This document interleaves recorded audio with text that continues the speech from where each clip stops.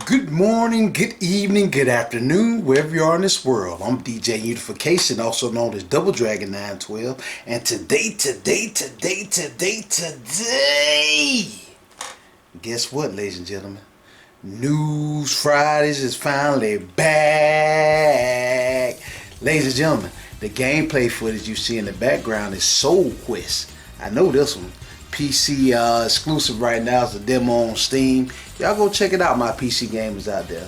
But ladies and gentlemen, remember, Jesus loves y'all. He loves me, loves all y'all. Remember that. But without further ado, got some interesting news stories for you guys, the girls, today. Let's get into my first news story for today, ladies and gentlemen. Now, ladies and gentlemen, I thought this might be interesting to you guys and girls out there, my Capcom fans. Capcom Platinum title sales update as of March 31st, 2021, I'm tripping. 2024. Wow. Now listen, ladies and gentlemen, these are some of the sales charts for these Capcom games. First we have Monster Hunter World, Iceborne. It sold, as of now, like I said, March. Additional units since sold 12.6 million units. Then we have Resident Evil 4 remake. This is for all platforms: PS4, PS5, Xbox Series, and PC. It sold 7 million units, and additional 600,000 additional since December 31st. Then we got Monster Hunter Rise, Sunbreak. That's Switch, PC, all that stuff. Then we got Resident Evil 2. It did 13.9 million units. Monster Hunter Rise, it did 14.7 million units. Resident Evil Village did 9.8 million units. Street Fighter 6 so far has done 3.3 million units. Capcom Arcade Second Stadium, that little stadium thing, only did 1.5 million units. Devil May Cry 5 sold 8.1 million units. I got that game. I need to sit down and play that. I really do. Resident Evil 3 remake did how much it did? 8.7 million units. Resident Evil 7 Biohazard did 13.3 million units. Capcom Arcade Stadium did 2 million units, and Devil May Cry HD Collection, dang, they got that up there too. Only did 1.8 million units. Okay. And then Dragon Dogma 2 did 2.6 million units, and The Great Ace Attorney did how much? 1 million units. It just recently came out. But yeah, ladies and gentlemen, it shows you a whole list of all the Capcom sales numbers, 1 through, let me see where it go out. Ooh, we go deep. All the way up to 100, I think. Yeah. I think even deeper than that. Wow. It goes all the way up to 120.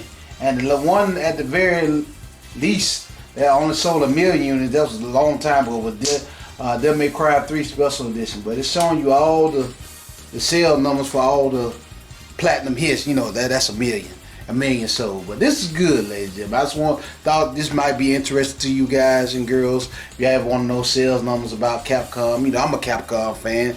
I've been playing fighting games for a long time, but Street Fighter 6, I still need to chill out on that before I get into that. But yeah, I thought this might be interesting to you guys. Anyways, moving right along. Now, ladies and gentlemen, Nintendo making moves like Sony and Microsoft. Now listen here, a lot of people don't be paying attention to Nintendo, but it's in the news. Nintendo buys Hogwarts Legacy and Mortal Kombat Port Studio ahead of Switch 2 launch. Wow. Now, ladies and gentlemen, this is what it is. This is what they're saying. This is on GameStop. Did I say GameStop or GameSpot? GameSpot. Yeah, GameSpot. I'm tripping. Nintendo rarely buys companies, but however, it acquired the Miami-based team studio called Shiver. Make sure I spelled this right. You know, I have it going across there so y'all can see it. But yeah, these folks, Shiver CEO is John, whatever they say, just acquired this studio right before Nintendo Switch 2 launch. Now, wow. Now, hopefully, lately with these companies, big time companies, Nintendo has they don't try to, let me say this, don't try to exclude Nintendo from the big three. Now, Microsoft, they've been buying studios, and they known for buying studios and just getting rid of folks, getting action studio. They the worst at it. Sony ain't no slouchy, they do it too. Now, hopefully, since Nintendo don't bought these folks, they actually will, keep the, do the right thing and keep the company alive and don't dismantle it.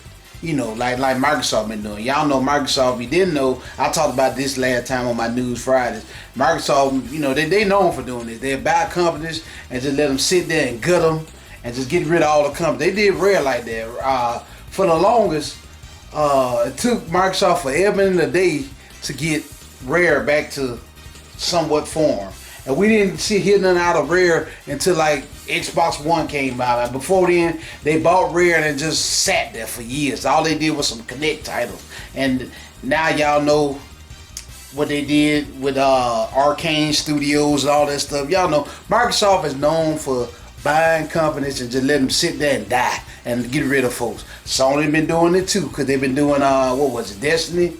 They bought Bungie and then got rid of some folks. And yeah, but for the most part, Microsoft, they known for just being egregious and get rid of folks. So I'm hoping, since Nintendo don't bought this company, I'm hoping Nintendo will do the right thing, keep the company, the people that made the company great, and won't get rid of all the employees there. A lot of these big time corporate folks, they do that. But I'm hoping Nintendo will do the right thing.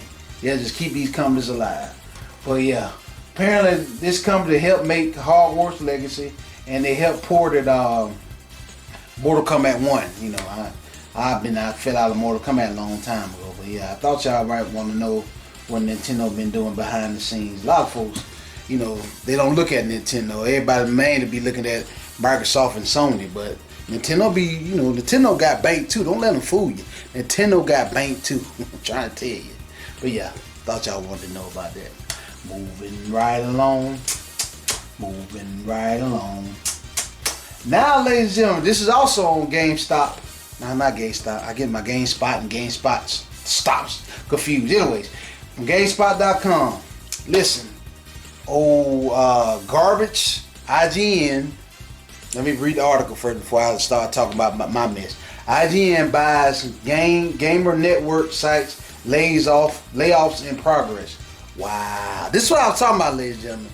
When these big time corporations, when they go there and buy these companies, instead of keeping the people that made the company great around, they get rid of them. That you shouldn't do that. That's greedy corporation. Let me read this. I wasn't a big fan of IGN in the first place. I can't stand IGN. When I give y'all my gaming news, not my gaming news, but when I give y'all the gaming news, I never go to IGN because IGN been known to do some slanderous stuff. I remember they hate beat 'em ups for some reason. I remember they did some review on Double Dragon. I think it was Double Dragon 4 or one of them a couple of beat 'em ups. I used to go to IGN to see what was going on with it. And they always say, well, I've never played this genre of beat 'em ups before, but I don't know nothing about beat 'em ups, but I think this game is trash.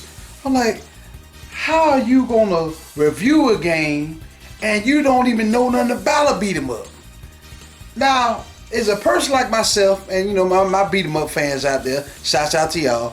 If y'all go review a game and you actually like beat 'em ups, so you know something about beat 'em ups, and y'all gave it like it was just a horrible beat 'em up, just a horrible beat 'em up, I can respect that. I can respect a reviewer that knows something about a genre of video games and they give you a review for it. I'm like, all right, that dude or girl knows something about beat 'em ups. They said it's trash. That's their opinion. I respect that. But IGN reviewers go there and review beat 'em up, and the first thing they do is say, well, before I review this, I want to say I don't know nothing about beat 'em ups, and I don't particularly like beat 'em ups. Then why are you reviewing it then? Stuff like that. That's why I don't like IGN. I never go to IGN for any of my reviews unless I can't find it nowhere else. That's the only reason I go to IGN. But most time I stay clear away from IGN. I can't stand IGN. But that being said, my bad. Let's get to the news, ladies and gentlemen. I'm sorry about that. Here we go. IGN is buying Eurogamer, Game Industry Biz, Rock Paper Shotgun, and more sites. And they about to, once they buy these folks, they about to do a lot of layoffs. So let me read some of this to you guys. The gaming media landscape has just gotten a lot more consolidated. IGN Entertainment has purchased Gamer Network digital brands, which include Eurogamer, Gamer Industry Biz, Rock Paper Shotgun, and VG 24/7. That's for to do VG charts and all that, and Dice Break. As a result of the acquisition layoffs for some of the affected sites have already begun. See what I'm saying? As for what, like I just told y'all, that's why I don't like IGN. And now that I know they done bought the Eurogame and all them, I ain't even gonna go to them. That's why I guess nowadays I used to always go to GameSpot. GameSpot most time they may be critical, but they legit. You know, legit. You gotta watch out who you go to these websites for. But now I know that IGN on bought them. I'm staying clear away from them. I'm staying clear because I don't trust IGN. Never have. I used to. Back when I was younger, I used to go to IGN for everything. Oh, okay. Let's go to IGN and figure out what the review is. But ever since they just, not just beat them up, they just do that. But I noticed most of their games that they review, their reviewers, be somebody up there, oh, I don't know nothing about that. They're like, that's just my opinion on IGN. You know, y'all may like IGN, but I just want to let y'all guys and girls know IGN done bought a whole bunch of gaming websites, so be on the lookout for that. Be on the lookout for that. Just want to let y'all guys and girls know about that. But yeah, I ain't gonna harp on that too much long. Let's keep moving. Moving right along. Moving right along. Now, ladies and gentlemen, let's get to my last news story for today, ladies and gentlemen. Let's talk about this. This is a rumor. I know I'm to say this a lot, but this rumor, I like to say, not just me, it ain't just me, I can't take credit for all that. Where there's smoke, most time there's fire. And this rumor is kind of legitimate, ladies and gentlemen. They've been talking about this for a minute, but let me get to it. Rumor, Sony Days of Play promotion leak reveals start date. Wow. Now listen, y'all know Days of Play. Most times, if you didn't know what Days of Play is, every year used to be around E3. Sony used to always have some type of either some type of big old sale and cut prices and stuff. But let me get into what's going on.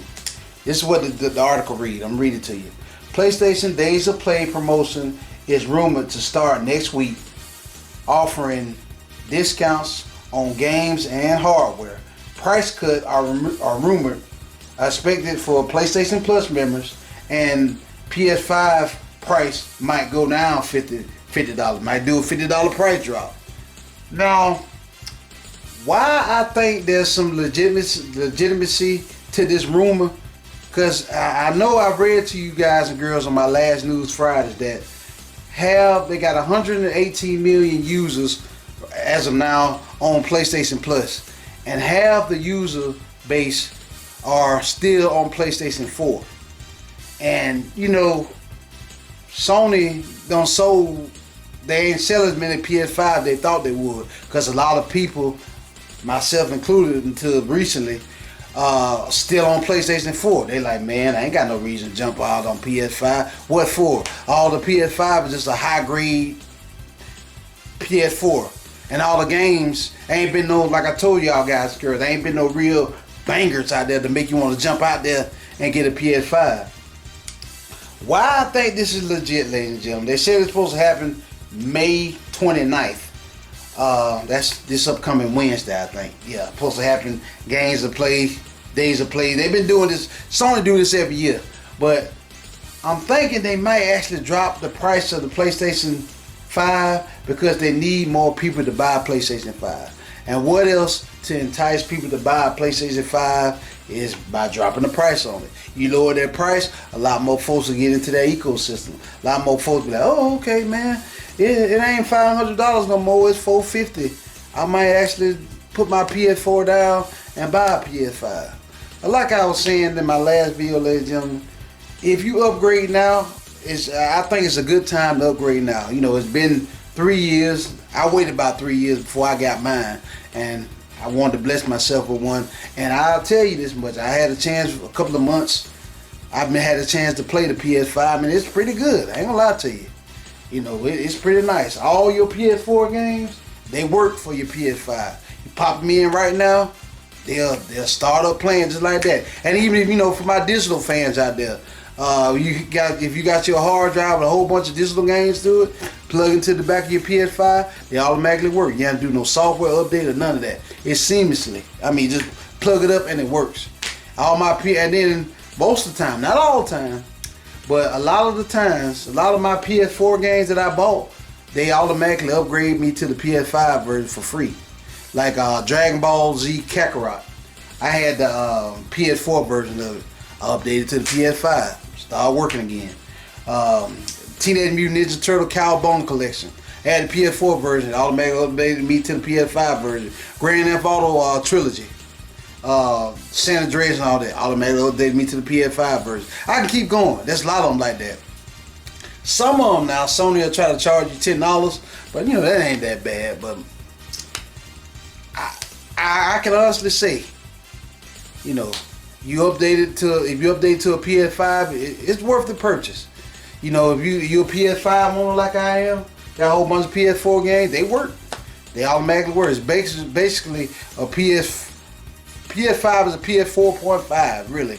But it's good, man. But like I said in my last video, the only true next gen game I don't really seen that looks like next gen and like wow, Tekken 8. That ain't even a console exclusive. Now don't get me wrong, I've been playing Stellar Blade, and Stellar Blade looks good. I ain't just talking about Eve. Eve is fine, she look pretty, but the game itself looks good. I haven't tried Rise of the Ronin yet, and I'm still I don't know about Dragon Dogma 2. I never did get into those games, but basically, in my opinion, there's like two real next gen looking games. That's Stellar Blade, because I've been playing it lately, and Tekken 8. And you know, that really ain't enough to make people want to jump out there and get a PS5. But now, you know, I told y'all they're trying to make College Football 25 not PS5 exclusive, but next gen exclusive. I guess that's more games they're trying to get out there, but a price cut would work. A price cut on the PS5 would really work. That would make people, not make people, but entice people to want to go out there and buy a PS5. You cut the price, yeah, I can see that. I can see this rumor being legitimate, because $50 off on the PS5, and you tone down. Like they normally do, most times do a sale on PlayStation Plus. Yeah, I can see that. I think this is legit. I could be wrong, but I think the days of play is about to come up. And then I heard in these gaming streets that they was about to do state of play, whatever, you know, Sony do. I forgot what they call it now. I have it going across there, but yeah, man. This, to me, this rumor is legit. I think come this Wednesday, we're going to get something out of PlayStation. They're going to either cut that price or do all this stuff that I think, according to this rumor, going to happen. It makes sense. It makes sense. If Sony want to please them shareholders, get more PS5s out there, it makes sense to cut that price by $50. I bet you more people will buy it then. But yeah, ladies and gentlemen, that about wraps it up, ladies and gentlemen, for this rendition of News Fridays. Leave comments below, ladies and gentlemen, what you guys and girls think about this Days of Playroom. Y'all think it's actually going to happen this Wednesday, or y'all think this rumor just ain't nothing finna happen with it? And y'all think they just blowing smoke like a lot of people are clout chasing? Let me know about that down in the comment section. Also, ladies and gentlemen, tell what you guys and girls think about IGN buying all these gaming networks. Do y'all trust IGN? My subscribers and non-subscribers out there, y'all trust IGN, or y'all think IGN legit, or y'all like me? I don't trust IGN padding the finger.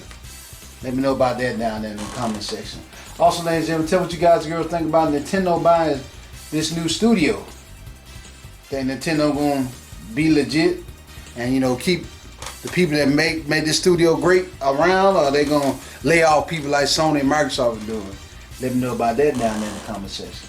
Also, ladies and gentlemen, tell what you guys and girls think about the Capcom games that actually, you know, sold. Y'all bought any of these games, or y'all don't even care about that Capcom stuff? Let me know about that down there in the comment section. And also, one more thing before I finish this thing off. So if you did not know, Samurai Showdown got that update. Well, it's the rollback netcode for my Samurai Showdown fans out there. I might test it out on my channel. Once again, thank you so much for watching, ladies and gentlemen. Thanks. Stay tuned for more great videos like this one on the way.